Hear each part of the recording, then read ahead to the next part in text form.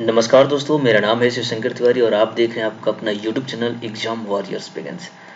जैसा कि आपको पता है कि टाइपिंग टेस्ट के स्टेटस जो रिजल्ट है वो अब आने लगा है और अभी तक 3 आरआरबीज ने अपना रिजल्ट घोषित कर दिया है। ऐसे में ये जानना ज़रूरी है कि जो बाकी जोन है उनका रिजल्ट कब आएगा, ये इस वीडियो में आपको बताने वाला हूँ। इसके अलावा कौन से ऐसे स्टूडेंट हैं, कितने की स्ट्रोक्स जिन्होंने किए हैं और कितने परसेंटेज एरर वगैरह जिसकी वजह से वो सिलेक्शन पा रहे हैं। तो ऐसे कौन कौन से छात्र हैं उनके बारे में हम बात करेंगे और फाइनली ये बात करेंगे कि कट ऑफ फाइनली कितना यहाँ पे इंक्रीज कर सकता है। ये सब कुछ इस वीडियो में आपको बात करने वाले हैं, तो बिल्कुल आप बने रहिएगा, वीडियो को लास्ट तक देखिएगा। पसंद आए तो इसे जरूर आप लाइक करिए और चैनल को सब्सक्राइब करिए ताकि आपको जो भी अपडेट्स हो रेलवे से रिलेटेड ऑथेंटिक अपडेट्स जिस पे आप बात कर सकते हो, इस तरह की चीज़ें जो आपके लिए इम्पोर्टेंट है ना, वही सारी चीज़ें यहाँ पे डिस्कस की जाती है। फालतू कोई भी चीज़ आपको पता है कि नहीं किया जाता, इसलिए ज़रूर आप सब्सक्राइब करिए, ठीक है। तो देखिए फाइनली हम यहाँ पर जो भी बातें करेंगे वो डेटा और फैक्ट के आधार पे बात करेंगे। ऐसे हवा में कोई भी चीज़ें नहीं होंगी, हम आपको डेटा के अकॉर्डिंग बताएंगे कि कितने मार्क्स इंक्रीज हो सकते हैं और बाकी जो रिजल्ट है वो कब तक आ सकता है, ठीक है। तो देखिए इसके पहले इसके लिए हमें जानना होगा कि रिजल्ट कब तक आएगा। तो उसके लिए सबसे ज़रूरी ये है कि हम ये देखते हैं कि जिन जोन्स में रिजल्ट आए हैं उनमें कब से आए हुए हैं। तो देखिए अगर इसके लिए हम बात करें तो देखिए यहाँ पर मैं सबसे पहले भुवनेश्वर की वेबसाइट को ओपन किया हूँ और भुवनेश्वर की वेबसाइट में अगर आप जाएं तो यहाँ पे आपको देखने को क्या मिलता है कि 2 नवंबर को यहाँ पर टाइपिंग टेस्ट का जो रिजल्ट है उसका दिया गया, स्किल टेस्ट का रिजल्ट, ठीक है। और इसके पहले आपने देखा था कि यहाँ पर जो है ना पार्ट पैनल जो जारी किया गया था उसके बाद देखिए यहाँ पे लिखा था 27 तारीख को list of the additional candidate for document verification of station master. Additional candidate के लिए यहाँ पे लिस्ट आई थी और उसके पहले यहाँ पर जो है वो रिजल्ट दिया गया था, provisional panel for commercial apprentice station master. तो 27 तारीख को ये रिजल्ट आया था जो कि लेवल 6 का रिजल्ट था जिसमें स्टेशन मास्टर और कमर्शियल अप्रेंटिस का था 27 अक्टूबर को। फिर उसके बाद उसी दिन वहाँ पे एडिशनल कैंडिडेट जिनका जो बच्चे रह गए थे, जो वैकेंसी सीट खाली रह गई थी, उनके लिए एडिशनल यहाँ पे दिया गया। और आप देख सकते हो कि जो भी कैंडिडेट यहाँ पे नाम जिनका लिस्ट में आया था उनके लिए एडमिट कार्ड भी इन्होंने 1 नवंबर को जारी कर दिया था, ठीक है। आप यहाँ पे देख सकते हो, click here to download DV call letter for station master. तो यहाँ पर जो है वो डॉक्यूमेंट अपलोड करने का भी 1 नवंबर को आ गया था और एडमिट कार्ड भी आ गया था।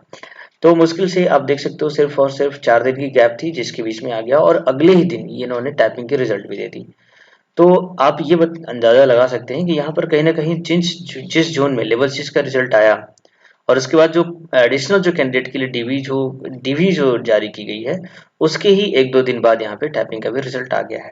दूसरी बात यह है कि जिस जोन में टाइपिंग क्योंकि यहाँ पर मैनुअली चेकिंग की जा रही है, जैसे कि मैंने बात भी किया था, आपने देखा था आउटरीच कैंप जब हुआ था तो उसमें मैंने बताया गया था वहाँ पे कि जो भी टाइपिंग का जो टेस्ट जो चेकिंग की जा रही है वो कम्प्लीटली जो है वो मैनुअल किया जा रहा है। ऐसे में टाइम लग रहा है। तो जिस जोन में टाइपिंग की जो कॉपियां जांच हो चुकी हैं उनका तुरंत ही जैसे ही ये रिजल्ट घोषित हो रहे हैं, नाम जैसे एडिशनल कैंडिडेट के आ गए हैं डीवी में, तो वैसे ही उसके 1-2 दिन बाद यहाँ पे रिजल्ट दे दिया जा रहा है। उसी तरीके से अगर हम चेन्नई जोन की बात करें, देखिए चेन्नई में भी जैसे ही यहाँ पर डीवी आया था जो एडिशनल कैंडिडेट थे उनका, उसके बाद ही टाइपिंग टेस्ट का रिजल्ट भी दे दिया गया था 1 दिन बाद। इसी तरीके से अगर हम सिलीगुड़ी जोन की बात करें तो देखिए सिलीगुड़ी जोन में भी यहाँ पर अगर आप नीचे जाएंगे तो यहाँ पर आप देखेंगे कि यहाँ पे जब जो CEN 1 2019 NTPC ग्रेजुएट लेवल में provisional part panel for the post of station master, तो ये दिया गया था 28 तारीख को, ठीक है। 28 तारीख को लेवल 6 का रिजल्ट दिया गया और उसके बाद आप देख सकते हो 4 दिन बाद जो है वो टाइपिंग टेस्ट का रिजल्ट भी दे दिया गया।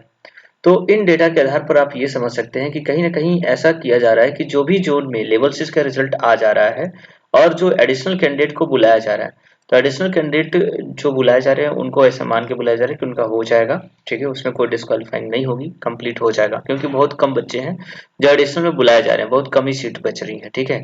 तो इस बेसिस पर जैसे ही लेवल 6 के लिए डीवी जारी की जा रही है एडिशनल बच्चों का, उसके बाद ही 1-2 दिन बाद यहाँ पे टाइपिंग रिजल्ट भी दे दिया जा रहा है। तो इससे आप अपने जोन में जाकर के पता कर सकते हैं कि जैसे कि आपका जोन जो है उस जोन में जिस डेट में भी एडिशनल कैंडिडेट छात्रों को डीवी की लिस्ट जारी की गई है या फिर जो पार्ट पैनल जो जारी किया गया है, पार्ट पैनल जब भी जारी किया जा रहा है उसके बाद एडिशनल जो कैंडिडेट है उनके लिए क्या कब डेट में डीवी होगा वो डेट दिया जा रहा है। तो फाइनली उस डीवी के जो डेट होंगे ना उनसे ही 1-2 दिन बाद आपका टाइपिंग स्टेटस रिजल्ट घोषित कर दिया जाएगा। तो ये तरीका है कि आप अपने अपने जोन्स में जाकर के देख सकते हो अकॉर्डिंग टू जो लेवल 6 का रिजल्ट है उसके अकॉर्डिंग आप ये पता लगा सकते हैं कि आपके जोन का जो रिजल्ट है वो कब तक आ जाएगा टाइपिंग स्टेटस। अब बात करते हैं की स्ट्रोक की। देखिए की स्ट्रोक में यहाँ पर रिक्वायर्ड जो था वो 1500 की स्ट्रोक था। ठीक है, बहुत सारे कैंडिडेट ऐसे थे जिन्होंने इससे ज़्यादा जो भी कैंडिडेट ने 1500 की स्ट्रोक से ज़्यादा जिन्होंने स्ट्रोकिंग की थी उनमें से वो छात्र जिनकी एक्यूरेसी अच्छी थी, अगर उन्होंने 1500 से एक भी वर्ड ज़्यादा किया है, जैसे मिनिमम मैंने जो देखा है वो 1508 या 10 ऐसे भी छात्र हैं जिन्होंने किया 1508। एक छात्र से मेरी बात हुई थी जिसमें उन्होंने बोला था कि 1508 उन्होंने की स्ट्रोक किया था और एक्यूरेसी उनकी 100% थी जिसकी वजह से वो यहाँ पे क्वालिफाई किए। इस तरीके से ऐसे भी कैंडिडेट हमको मिले जिनकी की स्ट्रोक ज़्यादा थे, लगभग 2000 या 2200 समथिंग स्ट्रोक किए थे, लेकिन एरर ज़्यादा होने की वजह से उनका यहाँ पे डिस्क्वालीफाई शो किया जा रहा है। ठीक है, तो कहीं ना कहीं की स्ट्रोक मैटर तो करता ही है, कम से कम आपका 1500 की स्ट्रोक तो होना ही चाहिए। इसके अलावा आपकी एक्यूरेसी आपको पता है कि आपने कितने सही कितने गलत किए थे। तो देखिए यहाँ आपकी अगर कम की स्ट्रोक है, जैसे कुछ स्टूडेंट थे, एक स्टूडेंट जब मैंने खुद जब टाइपिंग दिया था तो वहाँ पे एक छात्र था जिसकी की स्ट्रोक 1650 ऐसे समथिंग थी, लेकिन उसका जो था कि वो टाइपिंग जो उसने किया था वो एक्यूरेसी उसकी कम अच्छी थी, थोड़ी बहुत एक आध दो वर्ड गलत हुए थे।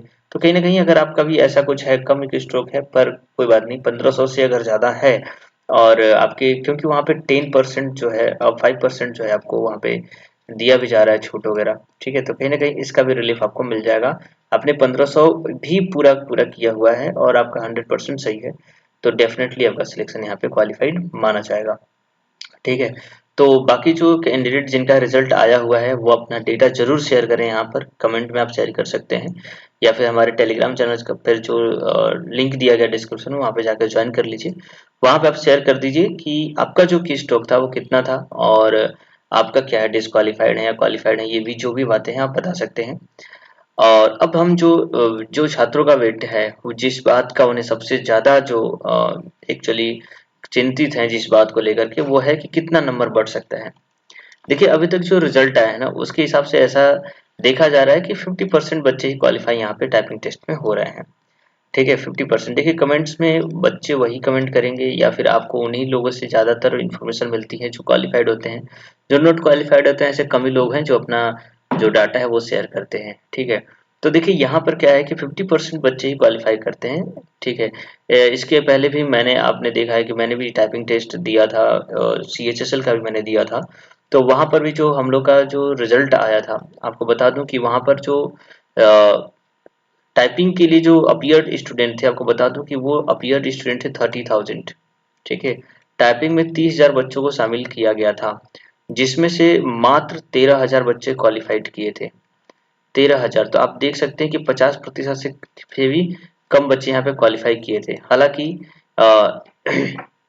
यहाँ की टाइपिंग कुछ अलग थी, वहाँ पे कीज वगैरह थोड़ा सा अच्छे होते हैं, फिर ये कंडीशन थी। मैंने देखा था एसएससी की जो कीबोर्ड्स होते हैं काफ़ी स्मूथली चलते हैं और अच्छा रहता है, जबकि वहीं मैंने ये रेलवे वाला जब टाइपिंग दिया था तो वहाँ पे कीबोर्ड हार्ड थे और मुझे टाइपिंग देने में खुद भी प्रॉब्लम हुई थी। तो ऐसे में आप देख सकते हो 50% से ज़्यादा बच्चे यहाँ क्वालिफाई करेंगे बिल्कुल भी नहीं। तो कहीं ना कहीं ये सारी चीज़ें हैं। अब इन बातों से अब हमें ये अंदाज़ा लगाना है कि कितना कटअप बढ़ सकता है। तो हालांकि अंदाज़ा नहीं बल्कि मैं एक फैक्ट आपको दिखाने वाला हूँ जिससे आप कंफर्मली बता सकते हो कि कितना कटअप यहाँ पे इंक्रीज हो सकता है।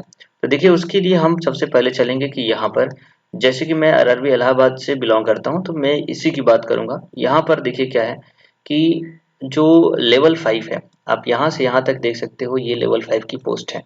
लेवल 5 की पोस्ट में जो ये गुड्स गार्ड की पोस्ट है और यहाँ पे सीनियर कमर्शियल कम टिकट क्लर्क की पोस्ट है, ये नॉन टाइपिंग पोस्ट है, ये दोनों ही। ठीक है, बाकी देखिए DLW जो थी वो उसको हटा दिया गया है तो इसको काउंट नहीं करना है, और सीनियर टाइम कीपर को भी हटा दिया गया है तो इसको भी काउंट नहीं करना है। ठीक है, तो गुड्स गार्ड और ये बाकी ये जो दो पोस्ट हैं ये है टाइपिंग टेस्ट की। तो अगर इन दोनों ही पोस्ट की बात करें लेवल 5 में तो देखिए यहाँ पर कितने हैं, 17 वैकेंसीज यहाँ पे हैं। और इसके अलावा सीनियर क्लर्क एंड टाइपिस्ट की बात करें तो 19 और प्लस 9, ठीक है। तो इनको बात करें तो 19 और 9 हो जाएगा 28, 28 और 17 की बात करें तो ये हो जाएगा 45। तो लगभग यहाँ पे 45, लगभग क्या पूरे टोटल यहाँ पे 45 जो वैकेंसी है वो ईडब्ल्यूएस की है। अब जैसा कि आपको पता है कि लेवल 5 में टाइपिंग के लिए 10 गुना, वैसे तो 8 गुना बुलाना जाना था, लेकिन किसी किसी जोन में 10 गुना 12 गुना ऐसे छात्रों को बुलाया गया था। तो यहाँ पर हम ये लेके चलते हैं जैसे कि इलाहाबाद जोन में लगभग मेरे ख्याल से 11 गुना छात्रों को बुलाया गया था, 10 गुना से ज़्यादा छात्रों को बुलाया गया था, 11 या 12 गुना, ठीक है। तो अगर इसका 45 का 11 गुना करते हैं तो ये समथिंग 500 छात्र जो होंगे वो यहाँ पर बुलाए गए थे टाइपिंग के लिए। मैं सिर्फ और सिर्फ ईडब्ल्यूएस कैटेगरी की बात कर रहा हूँ, और इस तरीके से आप अपने भी कैटेगरीज की बात यहाँ पे कर सकते हैं, और उस तरीके से आप पता लगा सकते हैं कि नंबर्स कितना इंक्रीज कर सकता है कैटेगरी वाइज। तो देखिए यहाँ पर मैंने 11 गुना इंक्रीज किया, जबकि एक्चुअल में जो टाइपिंग और जो रिजल्ट देना था इनको 8 ही गुना करना था, लेकिन जब रिजल्ट आया था तो मैंने कैलकुलेट किया था यहाँ पे 11 गुना रिजल्ट दिया गया था, इसलिए मैंने इसको 11 गुना इंक्रीज किया। ऐसे में आप देख सकते हो कि 500 बच्चे हैं जो टाइपिंग टेस्ट में गए थे। तो क्या ये 500 में से आपको पता होना चाहिए कि क्या सभी के सिलेक्शन होंगे? देखिए, सबसे बात यह है कि इसमें वो छात्र भी शामिल हैं जो नॉन टाइपिंग पोस्ट के लिए एलिजिबल हैं, क्योंकि उनके लिए अलग से कोई लिस्ट नहीं दी गई थी, और इसी 500 में से नॉन टाइपिंग पोस्ट पे भी जाएंगे, कुछ लोग डिस्क्वालीफाई हो जाएंगे। तो जैसे कि बात करते हैं कि 250 जो छात्र होंगे डेफिनेटली वो टाइपिंग टेस्ट में डिस्क्वालीफाई हो जाएंगे, ठीक है। और उन्हीं में से जो छात्र होंगे जो गुड्स गार्ड और जो नॉन टाइपिंग पोस्ट है उसमें जाएंगे। तो देखिए नॉन टाइपिंग पोस्ट की बात करें यहाँ पर तो 104 प्लस 41 ये हो गया, और इसके अलावा यहाँ पर देखिए 49 प्लस 26। तो अगर इन सबको मिला लिया जाए तो समथिंग ये हो जाता है ये 220 हो जाएगा, ठीक है। तो 220 जो ईडब्ल्यूएस की जो सीट है वो इलाहाबाद में है नॉन टाइपिंग पोस्ट के लिए। तो इस 500 में से 220 को अगर आप ये सीट दे देते हो नॉन टाइपिंग पोस्ट की, तो बचते कितने हैं? 280 छात्र लगभग, ठीक है। 280 छात्र बचते हैं जो कि, और जो वैकेंसीज है वो 45 ही है टाइपिंग पोस्ट के लिए। अब आपको जैसे मैंने बताया कि टाइपिंग पोस्ट में 50% बच्चे ही क्वालिफाई हो रहे थे, इसका अगर 50% निकाला जाए तो बचते कितने हैं? 140। यानी 140 होंगे जो टाइपिंग में क्वालिफाई होंगे, और उस 140 में से 45, सिर्फ 45 को ही यहाँ पर मिलने वाली है जॉब। तो 45 भी अगर निकाल लिया जाए तो यहाँ पे मेरे ख्याल से 95 स्टूडेंट को डिस्क्वालीफाई किया जाएगा। अब आप ये अंदाजा लगा सकते हो कि जो ईडब्ल्यूएस की जो कटअप गई थी वो गई थी 78.9, ठीक है। इलाहाबाद जोन से 78.9 गई थी। तो आप ये देख सकते हो कि कितना मार्क्स इंक्रीज करना चाहिए जिसकी वजह से 95 स्टूडेंट को हटाया जाएगा। तो मुझे ऐसा लगता है, कहीं ना कहीं ये मेरा ओपिनियन है कि बहुत ज़्यादा मार्क्स इंक्रीज यहाँ पे नहीं करने वाला है, क्योंकि 95 बहुत ज़्यादा नहीं होता है। पॉइंट में डिजिट बढ़ते हैं तो भी 10-12 कैंडिडेट बाहर हो जाते हैं। जैसे ये 78.9 है, तो अगर इसे 79 भी कर दिया जाए तो लगभग ऐसे 10 छात्र होंगे जो यहाँ पर होंगे पॉइंट में, क्योंकि पॉइंट में 3 डिजिट तक जाता है, 9, 6, 7, 8 ऐसे 4 डिजिट तक आरआरबी ने लिया हुआ है। तो ये सोचो 4 डिजिट मतलब एक नंबर से एक पॉइंट 1 इंक्रीज करने से 1000 का डिफरेंस पॉइंट में आ जाता है। तो हर एक पॉइंट पे अगर एक बच्चा होगा तो सोचो बहुत ज़्यादा डिफरेंस होगा, लेकिन उतना नहीं होता है। फिर भी अगर हम बात करें तो सिर्फ और सिर्फ 95 स्टूडेंट और इसको 100 मान ले और भी बढ़ा ले, तो भी अगर देखा जाए तो मुश्किल से यहाँ से 1 से 2 नंबर, अगर ये वाला नंबर बढ़ जाए, जैसे कि ये 78.9 था मैंने 79 किया तो 0.1 बढ़ा, लेकिन अगर 1 बढ़ा दे, जैसे कि मान लो इसको 79 मानते हो तो इसे 80 कर दो, एक नंबर बढ़ गया, या फिर 81 हो गया, 2 नंबर बढ़ गया। तो इसी 1-2 नंबर में ही इतने सारे स्टूडेंट सफिशिएंट है जो 95 को डिस्क्वालीफाई करा जा सकता है। तो मेरा जैसा कि मानना है कि क्यों न, क्योंकि बहुत सारे कैंडिडेट हैं जो टाइपिंग में डिस्क्वालीफाई हो रहे हैं और उन्हीं में से नॉन टाइपिंग पोस्ट में भी सिलेक्शन हो रहा है, तो जिनके नंबर अधिक है वो नॉन टाइपिंग पोस्ट में हो ही जाएंगे। जिनके नंबर कम है उसमें से कुछ बहुत सारे स्टूडेंट होंगे जो डिस्क्वालीफाई हो जाएंगे। फिर जो बचेंगे उनको हटाने के लिए मुश्किल से किसी भी आरआरबीज को मुश्किल से 1 से 2 नंबर, हार्डली 3 नंबर बढ़ाना होगा, जिसकी वजह से जो कम में बचे हुए छात्र हैं इनको डिस्क्वालीफाई किया जा सके। तो मेरा तो ओपिनियन यही है, बाकी आपका ओपिनियन क्या है ज़रूर मुझे शेयर करिएगा। और अगर आपको ये चीज़ें जो मैंने बताई समझ में आ रही हैं तो ज़रूर एप्रिशिएट करिए, वीडियो को आप लाइक करिए, ठीक है। बाकी आपका क्या ओपिनियन है इस चीज़ को लेकर के ज़रूर मुझे शेयर करिएगा। मेरे ओपिनियन के हिसाब से नंबर बहुत ज़्यादा नहीं बढ़ने वाला है, मुश्किल से 1 से 2 नंबर बढ़े जाएगा, है ना। जो कुछ हार्ड जो जोन है जहाँ पे ज़्यादा बच्चे हैं, ज़्यादा लोग क्वालिफाई किए होंगे तो हार्डली 3 नंबर बढ़ सकता है, इससे ज़्यादा कहीं भी इंक्रीज नहीं करेगा, ठीक है। तो आज की वीडियो में बस इतना ही रखते हैं, मिलते हैं नेक्स्ट वीडियो में, तब तक आपका दिन शुभ रहे। जय हिंद, जय भारत।